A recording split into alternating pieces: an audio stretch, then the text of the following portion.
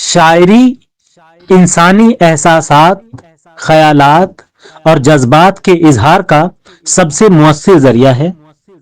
یہ نہ صرف الفاظ کا فن ہے بلکہ اس میں بحر، وزن اور موسیقیت کا بھی عمل دخل ہوتا ہے۔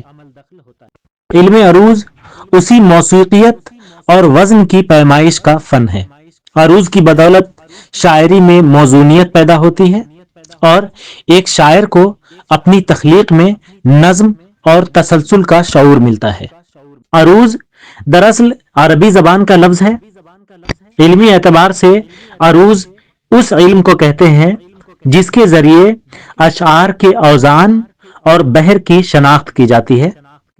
ہر شعر میں ایک مخصوص وزن ہوتا ہے جو اس کی موزونیت کو برقرار رکھتا ہے، اور یہ وزن مختلف اصولوں کے تحت متعین کیا جاتا ہے۔ عروض کا علم ابتدائی طور پر عربی شاعری سے منسلک ہے اور اس کا بانی مشہور عرب ماہر زبان خلیل بن احمد کو مانا جاتا ہے۔ خلیل نے عربی شاعری کی مختلف بحروں کو منظم کیا اور ان کے اصول وضع کیے۔ بعد میں یہ علم فارسی اور اردو شاعری میں بھی استعمال کیا جانے لگا۔ علم عروض شاعری میں بہت اہم کردار ادا کرتا ہے۔ اس کے بغیر شاعری بے ترتیب اور بے وزن ہو جاتی ہے۔ شاعر کو اپنی تخلیق کی جمالیات پر قابو رکھنا مشکل ہو جاتا ہے۔ عروض کی بدولت شاعر اشعار کے وزن اور بحر کی صحت کو برقرار رکھ سکتا ہے اور اپنے کلام کو فنی اعتبار سے بہتر بنا سکتا ہے۔ عروض کے بنیادی اجزاء میں جو شامل ہیں ان میں سے پہلا ہے بحر۔ بحر وہ وزن ہے جس میں شعر لکھا جاتا ہے۔ عربی، فارسی اور اردو شاعری میں مختلف بحریں رائج ہیں، جیسے کہ بحر حجز، بحر رجز اور بحر سری وغیرہ۔ دوسرے نمبر پر ارکان۔ ہر بحر مخصوص ارکان پر مبنی ہوتی ہے جو مخصوص وزن کے حامل ہوتے ہیں۔ ارکان کو شعر کے مختلف حصوں میں تقسیم کیا جاتا ہے، اور جو تیسری چیز ہے وہ ہے افاعیل۔ عروض میں مختلف وزنوں کے لیے مخصوص الفاظ استعمال ہوتے ہیں، جیسے مفاعیل، فعول، فاعلات وغیرہ۔ اور چوتھے نمبر پر جو ہے وہ ہے قافیہ و ردیف۔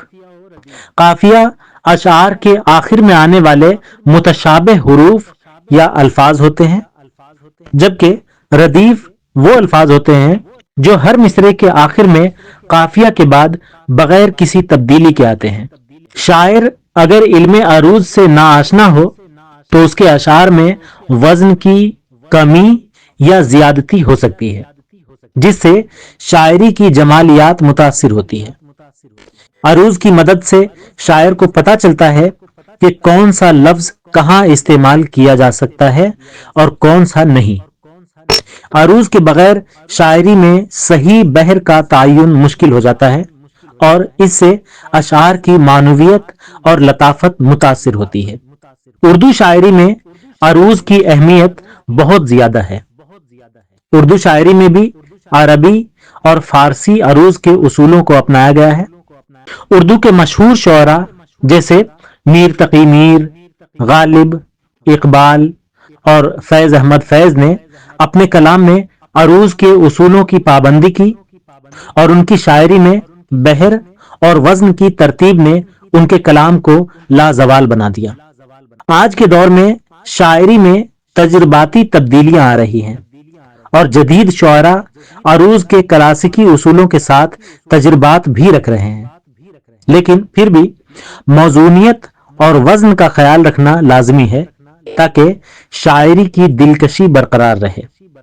جدید آزاد نظم اور نثری نظم میں عروض کے اصولوں کو مکمل طور پر نہیں اپنایا جاتا، لیکن روایتی شاعری میں عروض کی پابندی آج بھی ضروری سمجھی جاتی ہے۔